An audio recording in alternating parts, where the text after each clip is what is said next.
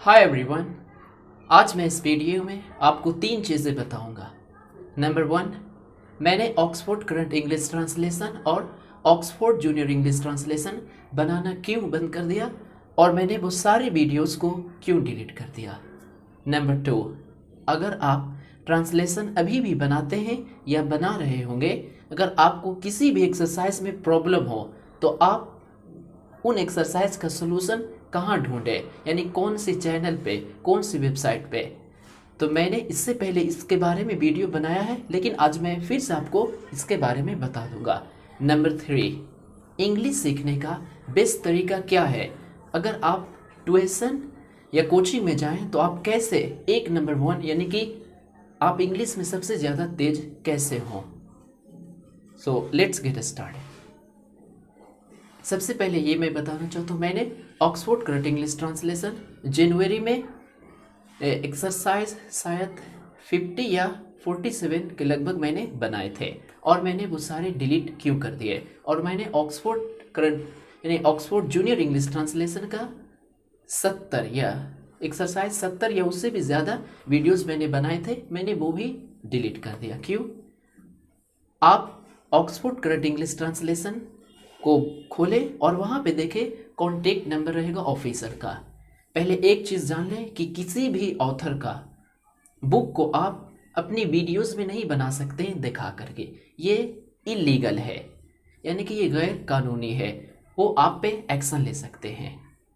तो मैंने खैर ये नहीं सोचा, लेकिन मैंने एक दिन कॉल किया कि क्या मैं आपकी वीडियो को बना सकता हूँ दिखा करके बुक को, लेकिन उसने कहा कि नहीं, आप नहीं दिखा, यानी कि आप मतलब कि जो बुक है आप उसे नहीं दिखा सकते हैं वीडियो के अंदर में, आप सिर्फ नोटबुक पे आप पढ़ा सकते हैं। तो ये मेरे लिए इम्पॉसिबल था, क्योंकि मैं आपको समझाना चाहता था अच्छे से, क्योंकि आपने जो मेरे पुराने स्टूडेंट हैं आप अच्छे से जानते होंगे कि मैं किस तरीके से एक्सप्लेन करता था।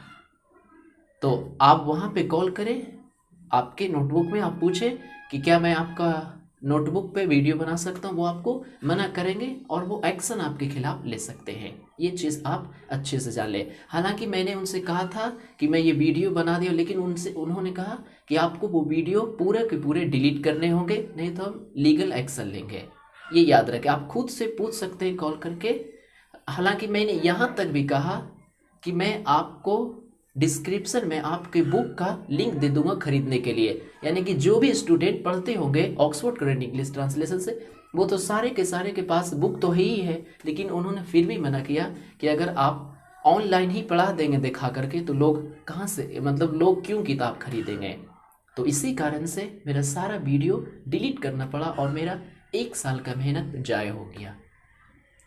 अब नंबर 2 मैं बताता हूँ।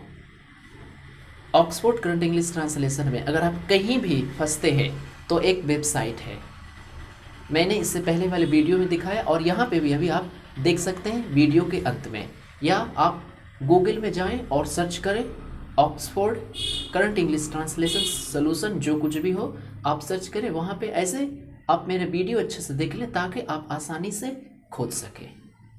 तो आप वहाँ पे जाएं, लेकिन ये चीज़ आप याद रखें, आपको जो भी एक्सरसाइज यानी कि 75 जो भी 1 से लेकर के 192 तक जितने भी एक्सरसाइज है, उसमें बस एक प्रॉब्लम है कि वो बने हुए हैं एक्सरसाइज, लेकिन कहीं कहीं पे मैंने शुरू में देखा था कि ये पूरा बना हुआ है या नहीं, तो कहीं पे आपको मिस्टेक मिलेंगे और छूटा हुआ मिलेगा। तो अगर आप अच्छे स्टूडेंट हैं तो आप आसानी से उनका सोल्यूशन निकाल सकते हैं। अब नंबर 3, अगर आप इंग्लिश रियल में सीखना चाहते हैं तो ट्रांसलेशन पे आप कम से कम ध्यान दें। मैं अपनी बात बताता हूँ, मैंने ट्रांसलेशन अभी तक किसी भी टीचर से नहीं पढ़ा।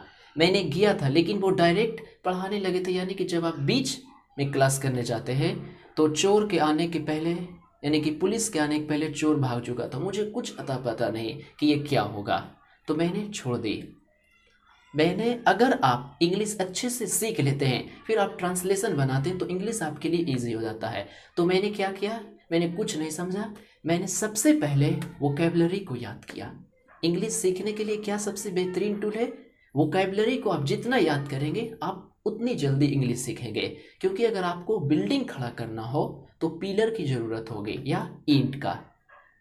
अगर यही नहीं रहेंगे तो फिर आप कितना भी, वो तो ग्रामर ये सब जितने हैं, सीमेंट गिट्टी बालू, ये सब कनेक्टर है, मतलब कि एक दूसरे को जोड़ने वाले हैं। लेकिन मेन जो है वो पिलर और ईंट ही है जिसके बल पे आप खड़ा कर सकते हैं। तो आप वोकेबलरी को याद करें। मैंने इंग्लिश इंप्रूव करने के लिए सबसे पहले आप देखें, ये किताब है।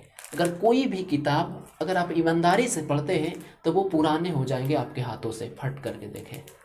मैंने पूरे 5000 वोकेबलरी मैंने याद की है। ये उपहार ऑक्सफोर्ड स्पोकन इंग्लिश डिक्शनरी है, उपहार स्पोकन इंग्लिश डिक्शनरी है। मैंने देखिए ये पूरे, ये मैंने इसमें 5500 वर्ड है और मैंने पूरे के पूरे इसे रट लिए। लेकिन अभी आपको ये नहीं करना है। अगर आप किसी क्लास में हैं तो आप एक्शन वर्ब को भी रटें। ये एक्शन वर्ब क्या होता है?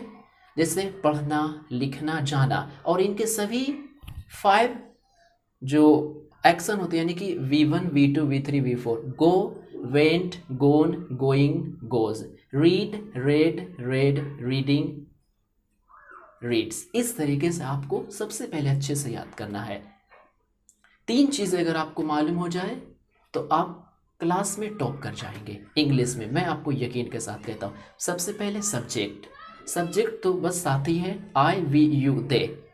I, we, you, he, she, it और दे, अभी शायद मैं भूलता हूँ। लेकिन और सेकंड जो है वो वर्ब है, यानी कि एक्शन वर्ब। एक्शन वर्ब और हेल्पिंग वर्ब आप सुना होगा कि हेल्पिंग वर्ब और मेन वर्ब। हेल्पिंग वर्ब जो है 24 हैं। अगर हेल्पिंग वर्ब और मेन वर्ब मैंने पढ़ा है। मेन वर्ब आपको कम से कम आपको 300 याद होने चाहिए। मैंने आपको बताया जो भी हिंदी के वर्ड में ना लिखा हो, पढ़ना, लिखना, जाना, हंसना, सोना, पढ़ाना, जो कुछ भी हो उसे हम मेन वर्ब कहते हैं, किसमें? जिसके हिंदी में ना लिखा हो। और जो हेल्पिंग वर्ब है वो 24 है टोटल लेकर के। अगर आप ट्रांसलेशन पे कम फोकस करके इन पे फोकस करें कि मैं इज़ कि यानी कि इन सभी का यूज़ कैसे कहते हैं, यानी कि यूज़ किस तरीके से किया जाता है। Is, are, am, was, were, do, does, did, have, has, had, can, could, may, might, should, would, shall, will, must, ought, ought to, used to और dare। अगर आप इन सभी का यूज सीख लेते हैं, पहले सब्जेक्ट 7, फिर एक्शन वर्ब आपको कम से कम 300 रटने हैं, वो मैंने पढ़ाए हैं। और ऑब्जेक्ट, यानी कि ऑब्जेक्ट वोकेबलरी मैंने आपको बताया, जैसे table, pen, cellphone, chair, board, इन सभी को क्या बोलते हैं? ऑब्जेक्ट बोलते हैं। जैसे आई रीड, मैं पढ़ता हूँ तो आई रीड अ बुक, मैं एक किताब पढ़ता हूँ।